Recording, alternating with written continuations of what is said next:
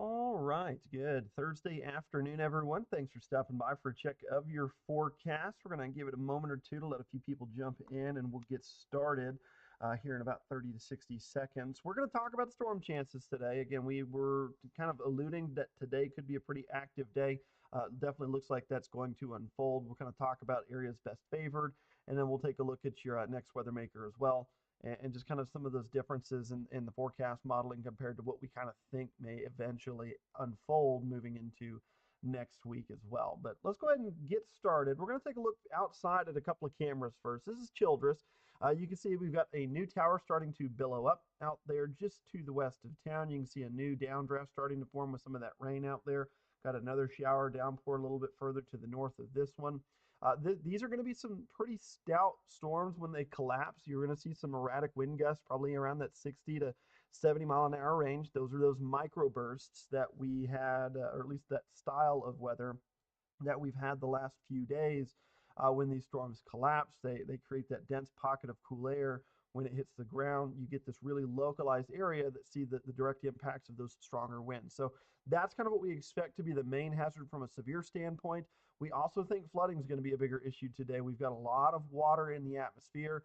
These storms are going to be very efficient at producing some high rain rates, anywhere from 2 to 3 inches an hour at times will be possible. So again, this is going to be a deluge of water for those that get caught under some of these more robust thunderstorms.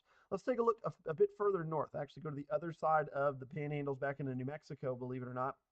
You can see we've got some more moderate rain showers out there. There's not as much water vapor in the atmosphere in that direction, but there's still plenty to get those storms going, even though they are in a higher elevation. So we've got some storms that are starting to billow up out here. There's going to be two areas to focus on, that stuff down in the southeast and this stuff up here in the northwest. So we'll take a look at Union County first. You've got this small cluster of thunderstorms starting to billow up. Again, we're in the very juvenile stage for thunderstorm development. These have only been around for about 30 minutes or so. We expect these to form a bigger complex heading into the late evening and early overnight hours. This is going to eventually track through the panhandles, and we'll eventually see some more storms develop along a lot of the outflow boundaries. We've got a lot of water.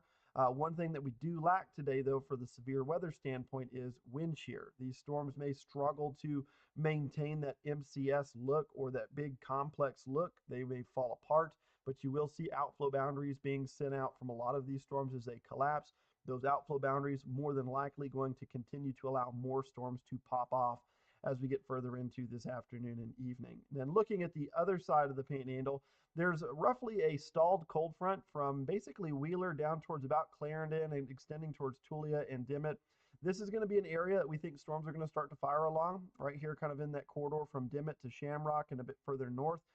It could stay away from the Amarillo area, just depending on if we get more storms to fire on any outflow boundaries. But initial convection should be from like Dimmitt, Nazareth to the northeast towards Clarendon, and then back up to the northeast towards Wheeler. So there's going to be a narrow corridor here where you see storms initially fire along the boundary. And then we've got another cluster where there's some better moisture aloft, and there's not so much, not so much of a warm nose. Again, this is all false echoes here. This is actually an inversion that's warm air aloft that's being depicted. It's helping bend that radar beam down to the surface, and so you're getting this false reading here that there is just light to moderate rain around the area, but that's not true. That's a fake echo. We do get, again, these storms today are going to have some higher rain amounts. So they're going to be those orange and red dots that you see popping up, and they have some kind of forward motion to them. They'll move to the east northeast this morning or this afternoon. By tonight, they're going to be moving more west to east with that complex coming in from New Mexico.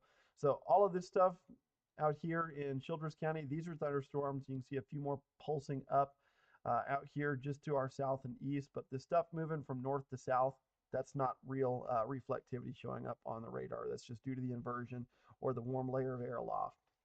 The aerial flood watch is only going to be for Quay and Union County for right now. There's going to be a pretty good chunk of rain out there. Should we get another 2 to 3 inches of rain in the watershed for Ute Lake, I would not be shocked if it gets up to the spillway edge. It's about 5 to 6 inches low from the top of the spillway right now. It's actually at about 200,000 acre feet in terms of its capacity. So that reservoir is at about 50% capacity from what it can hold, but they should start releasing some water downstream very soon should that lake catch another 2 inches worth of runoff in the watershed. So I wouldn't be shocked if that this could be what gets it over that hump if we get that big cluster of rain to inevitably develop out here in the watershed of Ute Lake. Temperatures outside 87 in Amarillo, 99 in Childress, 92 in Canadian. You can see dew points right now very high in well into the 60s, some of them even approaching 70 degrees for the surface dew point. We do have a marginal risk today. This really hasn't changed since yesterday. The wind gusts are going to be our primary concern, but we do have enough instability that these storms are going to probably support some quarter-sized hail. The question is, will that get to the surface? It's going to be pretty warm in the lower layers of the atmosphere. There's going to be a lot of melting that occurs with this higher precipitation or precipitable water values that we've got. So I'm a little hesitant to say that we will see quarter-sized hail.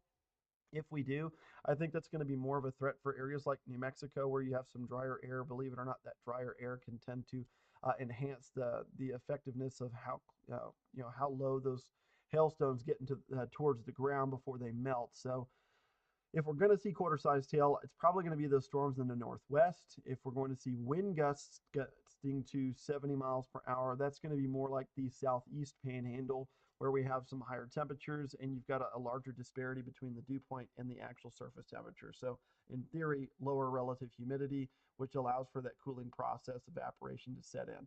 So here's your chance for rain through the rest of tonight. We've got a 60% chance here in Amarillo. Largely looks like that highest probability for very heavy rain is going to be in the northern half of the panhandles. This is an area that probably needs it more so than the rest of us. Hereford's had 18 to 20 inches of rain already this year.